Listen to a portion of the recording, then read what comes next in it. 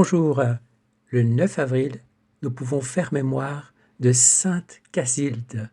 Sainte Casilde, plus souvent appelée Sainte Casilda, appartient à ces figures espagnoles où la mémoire historique et la tradition hagiographique se rejoignent pour dessiner une sainte de miséricorde et de conversion.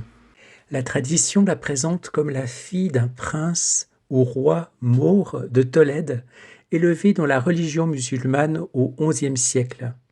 Dans ce milieu brillant, mais étranger à la foi chrétienne, elle se distingua pourtant très tôt par une compassion singulière envers les prisonniers chrétiens détenus dans les prisons de son père. Elle allait les visiter en secret, leur portait de la nourriture et cherchait à soulager leur misère. Cette charité, avant même son baptême, montre combien la grâce travaillait déjà son âme. Le trait le plus célèbre de sa vie est le miracle des roses. Un jour, alors qu'elle portait de la nourriture cachée dans les plis de son vêtement pour les captifs, son père l'arrêta et lui demanda ce qu'elle transportait ainsi. Casilde répondit « Des roses ». Lorsqu'elle ouvrit son manteau, ce n'était plus des pains ni des vivres qu'on y vit, mais des fleurs. Ce signe est demeuré au cœur de sa mémoire liturgique et iconographique. Il exprime à la fois la délicatesse de sa charité et la manière dont Dieu lui-même couvrait déjà son œuvre de miséricorde. C'est ce miracle que tant de peintres espagnols ont voulu représenter, en particulier Zurbarán, montrant la jeune sainte portant dans son tablier les roses nées de la compassion. Plus tard, Casilde fut atteinte d'un mal grave que la tradition décrit comme un flux de sang persistant. Aucun remède ne semblait pouvoir la soulager.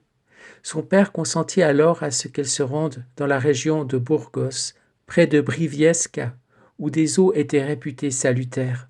Là, au contact de ces sources, elle recouvra la santé. Cette guérison fut pour elle plus qu'un soulagement corporel, elle devint le chemin visible de sa conversion. Touchée par la grâce, elle demanda le baptême et choisit de ne plus retourner à la vie de palais. Elle demeura près de ces lieux, vivant en chrétienne retirée dans la prière, la pénitence et la solitude, jusqu'à une mort sainte que la tradition place vers 1075. Ainsi, celle qui avait commencé par visiter les prisonniers dans le secret finit par devenir elle-même une femme entièrement libre pour Dieu. La retraite qu'elle mena près de Burgos ne fut pas une fuite, mais l'achèvement intérieur de sa conversion. Après avoir secouru les membres souffrants du Christ, sans encore appartenir visiblement à son Église, elle voulut désormais vivre tout entière pour ce Seigneur qu'elle avait appris à aimer dans les pauvres et dans les persécutés. Sa vie devint silencieuse, cachée, presque effacée aux yeux du monde, mais elle laissa derrière elle une mémoire si vive qu'un sanctuaire s'éleva sur le lieu même de sa solitude et que les fidèles continuèrent à recourir à son intercession. Les traditions locales associent encore son nom aux eaux bienfaisantes du sanctuaire et à des demandes de guérison ou de fécondité. Signe que le peuple chrétien a reconnu longtemps en elle une amie de Dieu attentive aux détresses humaines. Sainte Castille demeure une figure très belle de la miséricorde prévenante de Dieu. Avant même de recevoir le baptême, elle se laissa toucher par la souffrance des chrétiens et servit la vérité sans encore la posséder pleinement. Et puis, quand la grâce lui ouvrit le chemin de la foi, elle répondit sans retour.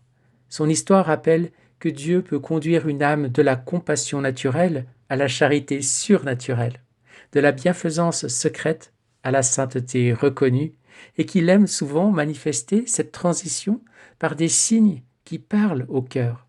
Des pins devenus roses, une maladie changée en guérison, une princesse devenue ermite. En elle, l'Église contemple une vierge convertie, une pénitente et une femme de compassion, dont toute la vie semble dire que la miséricorde ouvre déjà le chemin de la vraie foi.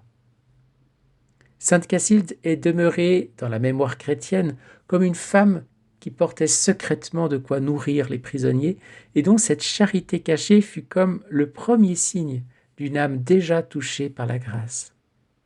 Le passage du livre du ciel que nous allons lire maintenant fait lui aussi entendre le thème de la nourriture.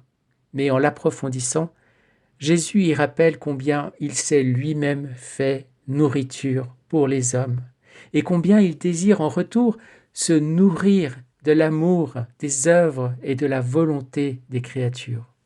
On peut ainsi laisser résonner entre la vie de sainte Cacilde et ce texte du livre du ciel un même motif, celui d'une charité qui nourrit, d'un amour qui se donne et d'une âme qui apprend peu à peu à répondre au don de Dieu par le don d'elle-même.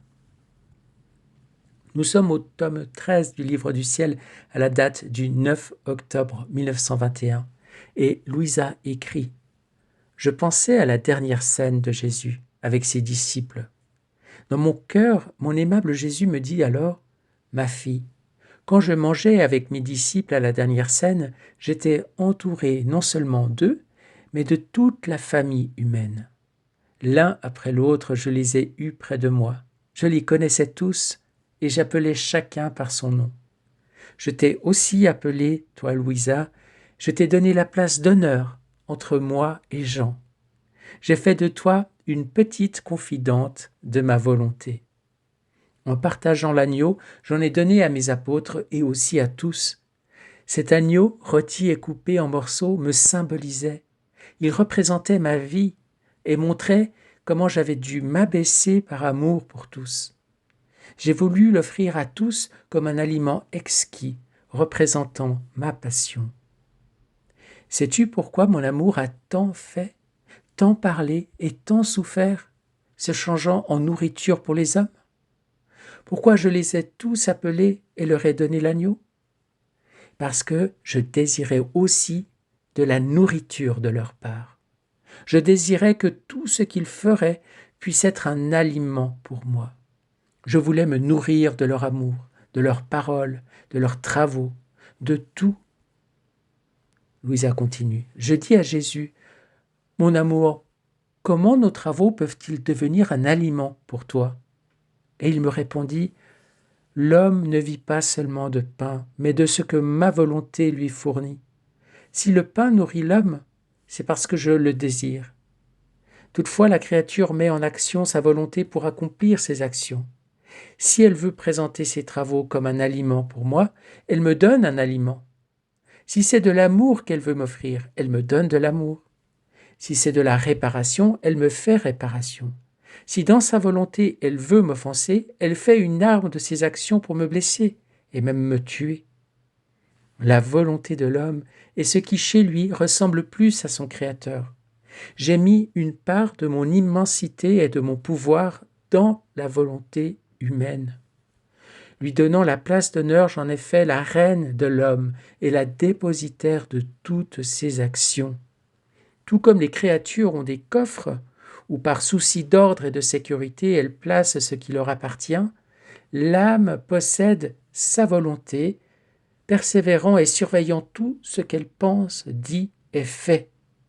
Elle ne perd même pas une seule pensée. Ce qui ne peut pas être fait avec les yeux ou la bouche ou par des travaux, peut être accompli par la volonté. En un instant, la volonté peut vouloir un millier de bonnes choses ou autant de mauvaises.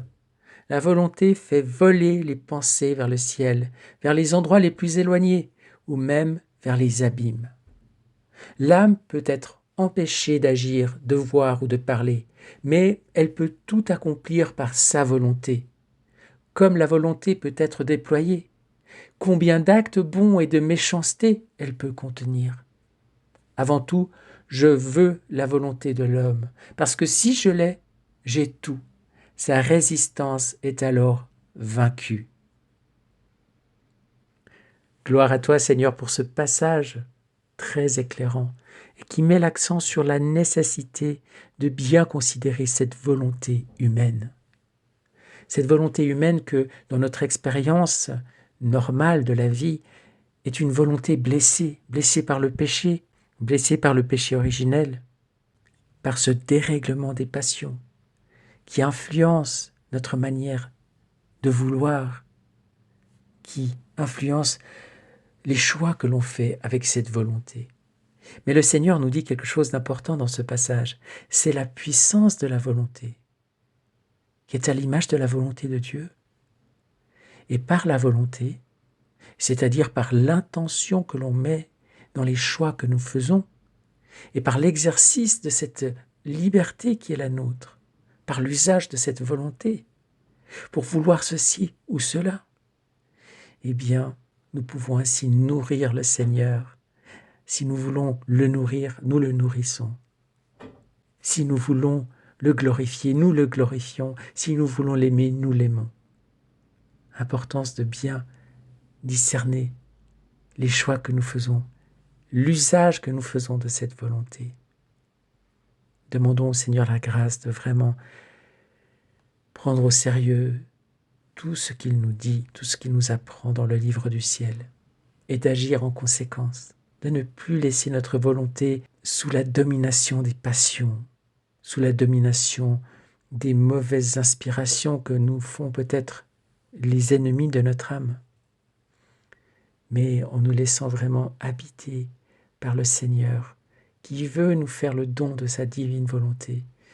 Eh bien, mettons en ordre notre volonté, en la laissant être habitée par la volonté de Dieu, divine volonté qui nous habite, qui nous conduit, qui nous forme.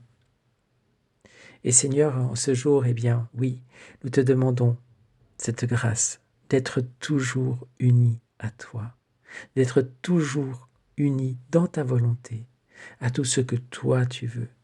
Et pour prendre exemple sur Louisa et sur ce que tu lui demandes ici, ce que tu lui apprends, nous voulons vouloir te nourrir, Seigneur, par toutes nos actions, par tous les choix que nous ferons aujourd'hui, par nos paroles, par nos gestes, par notre respiration, par tout le mouvement et le flux de notre vie. Oui, Seigneur, nous voulons te nourrir. Nous voulons que tu te trouves bien en nous. Nous voulons être ton repos.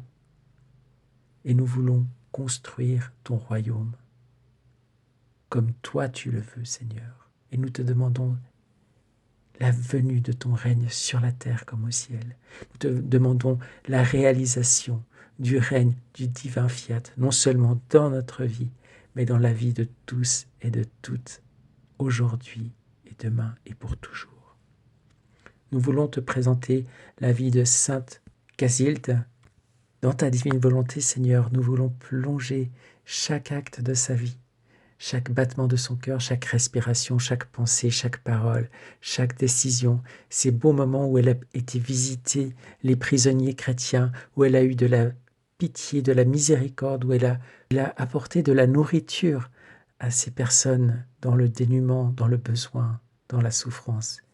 Et tout ce qu'elle a vécu ensuite, sa conversion et sa vie d'ermite chrétienne, Seigneur, tout cela nous voulons le plonger dans ta divine volonté, tout réordonner dans l'ordre divin, à poser le sceau de ta divine volonté sur chacun de ces actes et te nourrir avec cette vie, Seigneur, te nourrir ton amour en te disant merci, je t'aime, je te bénis au nom de tous et pour tous.